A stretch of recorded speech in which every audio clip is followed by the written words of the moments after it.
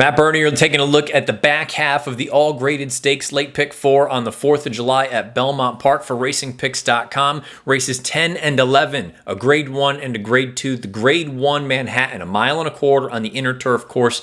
You have to respect any time a race like this is being run and Chad Brown shows up with multiple entrants. I respect and instilled regard. He's one of my favorites. I picked him in the Kentucky Derby a few years ago when he finished 4th at 70-1. I think Rock Emperor, I've made him one of my best bets actually in one of these videos a few weeks ago. He finished a decent second, was disqualified out at Santa Anita. He comes back in a spot like this, but I can't get away from, maybe I'm chasing him a little bit. Got to make that clear. Maybe I'm chasing a little.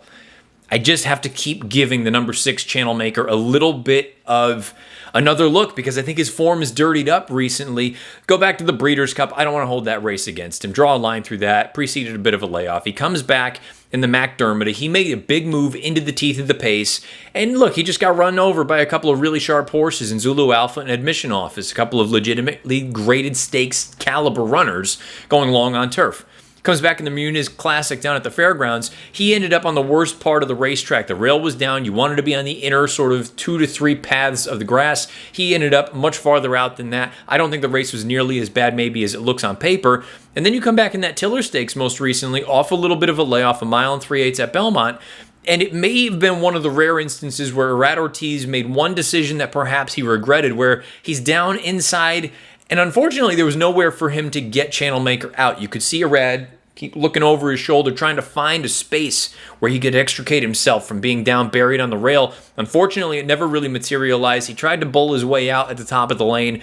And at that point, Channel Maker didn't really have much of a kick. And the horses that were rallying from off the pace, they had already looped him. So I don't think he's necessarily, is he in great form right now? No, but I don't think he's in as bad a form as maybe the paper would suggest. He loves Belmont Park. He won this race, or he won a grade 1 at Belmont last year at a similar configuration, 1 3/8.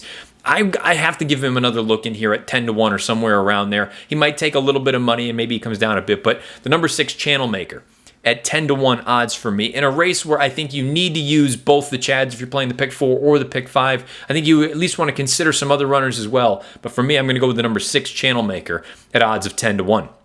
And if we're alive, or if you're alive, whatever the case may be, we get into the nightcap at Belmont on Saturday. Race number 11, 1.25 miles on the main track. It's the Grade 2 Suburban. It's a fantastic race. You can go so many different ways. Tacitus is in here, but Tacitus has been a bit of a money burner, an equipment change. He's coming into this with some big workouts. We'll see what we get from him. You have a horse like Mr. Buff, who is a rock-solid New York bred. I'm a little dubious about 1.25 miles with him, but he figures to be prominent throughout.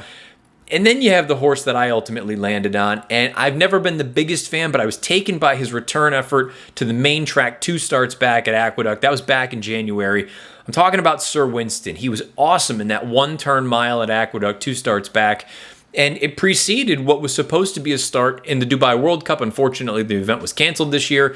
He comes back off a lengthy layoff, catches a sloppy sealed track, and a loose pace setter in Moretti, who he'll deal with again on Saturday.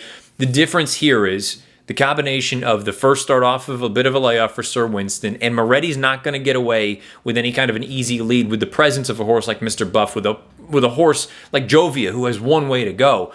I believe there's going to be some speed in here to set things up for a horse like Sir Winston. I still feel like he's going to get bet. He's 7-2 on the morning line. It wouldn't surprise me if he's the horse that sort of is the alternative to a horse like Tacitus. Maybe he goes off in that 5-2 range when it's all said and done. But to me, Sir Winston, he still has the ability or the potential to take a step forward. Many of these other runners, I feel like we kind of already know what they are. If he is that 7-2, I'd run to the window and take it. The number 6, Sir Winston, for me in the nightcap at Belmont on Saturday, race number 11. That's the Grade 2 Suburban. Again, this video, you had the last 2 races, the late double at Belmont Park, the last 2 legs of the late pick 4, all graded stakes. If you want to see the first 2 legs, the Grade 3 Poker and the Grade 1 Metropolitan Handicap, take a look, I should say, at the other video on racingpicks.com. Good luck this weekend.